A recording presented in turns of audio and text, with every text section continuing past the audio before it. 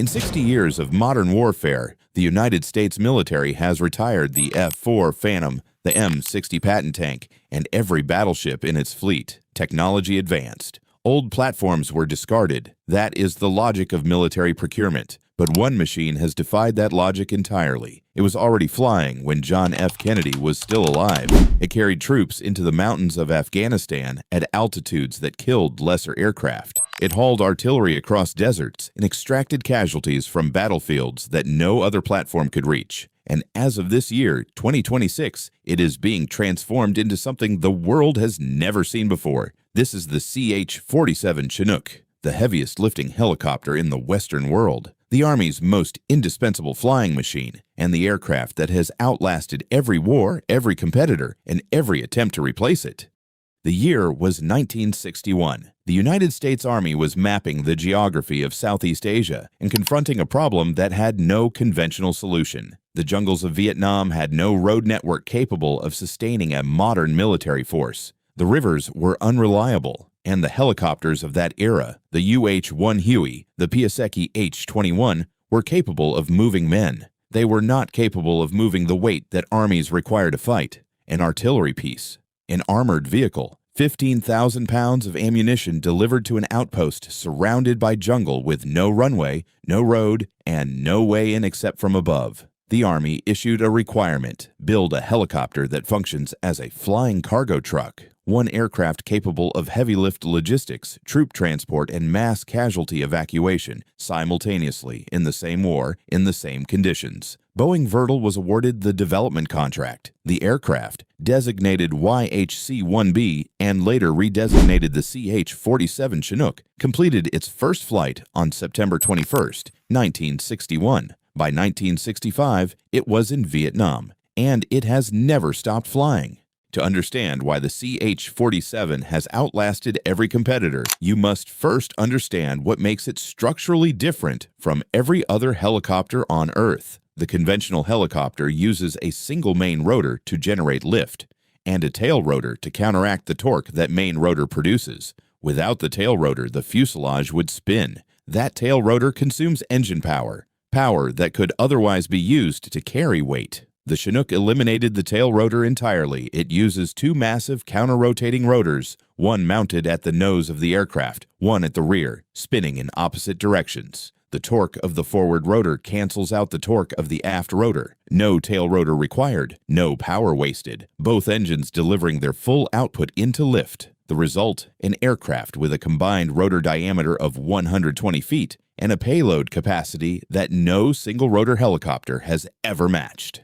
The CH-47F, the current production variant, carries a maximum gross weight of 50,000 pounds. Its three cargo hooks can carry 26,000 pounds in an external sling load. That is a fully equipped M777 howitzer, its ammunition supply, and its crew, lifted from a valley floor, transported across a mountain range, and delivered to a forward firing position in a single flight in under 20 minutes. Internally, it carries 33 to 55 fully equipped combat troops. In medical configuration, 24 litter patients with medical attendants. In emergencies, it has carried more than 100 civilians in a single lift. Maximum cruise speed, 170 knots. Unrefueled range, 400 nautical miles. The CH-47 is not fast.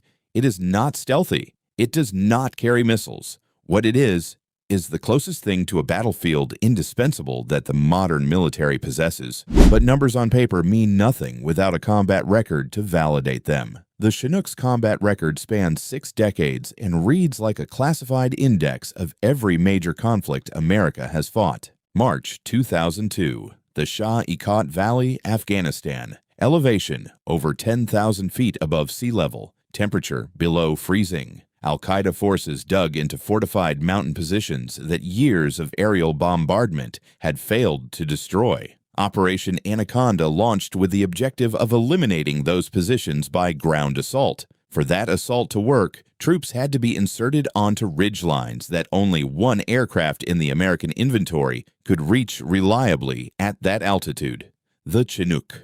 On the night of March 3, 2002, A CH-47 designated Razor 03 was attempting to insert a special reconnaissance team onto a ridge known as Takur Gar, what would later become known as Roberts Ridge. As the aircraft flared to land, it came under immediate and withering fire from a concealed Al-Qaeda position. A Navy SEAL, Petty Officer Neil Roberts, fell from the open ramp during the firefight. The crew could not recover him immediately. The aircraft was hit, hydraulic fluid spraying, controls degrading, and was forced to divert. What followed was one of the most ferocious small unit engagements in the history of the Afghanistan War. Multiple aircraft returned to that ridge under direct fire to recover Roberts and the men sent to reach him. In the end, 7 American servicemen were killed at Takur Gar, but throughout those hours of combat at 10,000 feet, in darkness, under fire, it was the CH-47 that kept returning because nothing else could operate in those conditions. That pattern, the Chinook present at the most dangerous, most inaccessible, most operationally critical moments of a conflict, runs through the Persian Gulf, Bosnia, Iraq, and Syria. In total, the CH-47 has accumulated in more than 7 million flight hours in U.S. military service, a figure no other heavy-lift helicopter in history approaches. The standard Army Chinook is only one version of this aircraft. Deep within U.S. Special Operations Command, a different variant of the same machine operates in a world that daylight never reaches.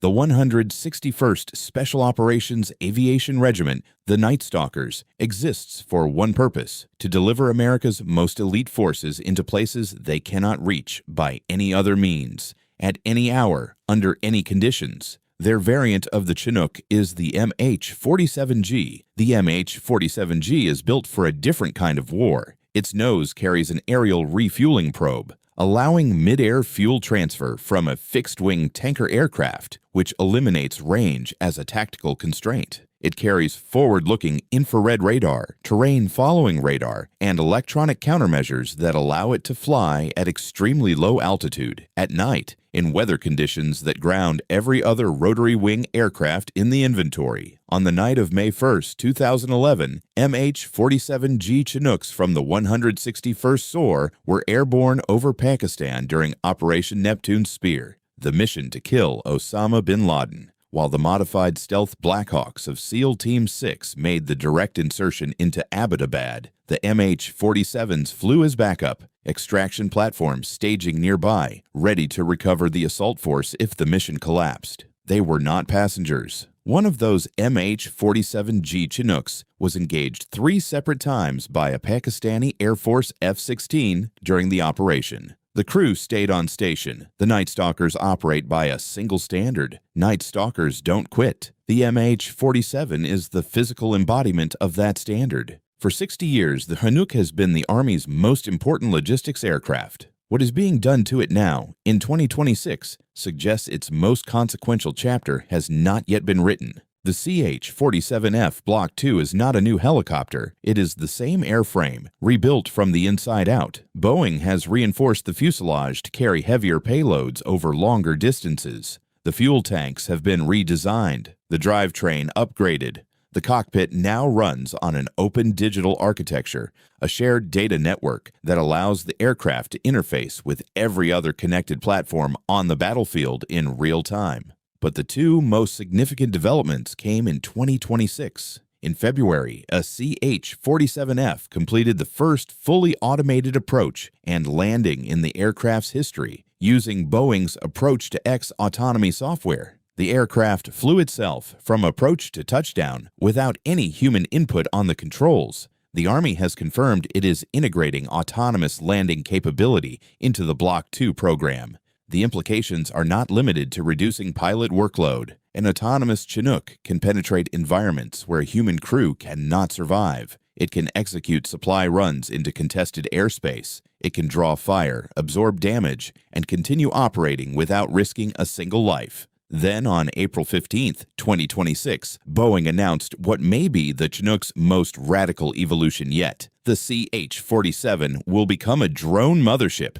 using palletized launch platforms installed in the cargo hold. A single Chinook can deploy dozens of unmanned aerial systems simultaneously, drone swarms capable of reconnaissance, electronic warfare, and direct attack missions. The Chinook does not need to approach the target. It launches its arsenal from range, coordinates the swarm through its digital network, and recovers behind friendly lines in the contested airspace of a potential conflict with China or Russia, where conventional aircraft face advanced air defenses from the moment they take off. The ability to project unmanned combat power at scale from a platform that stays out of range is not a tactical advantage. It is a strategic one. The same aircraft that resupplied jungle outposts in Vietnam is now being configured to wage drone warfare in the airspace of the next World War.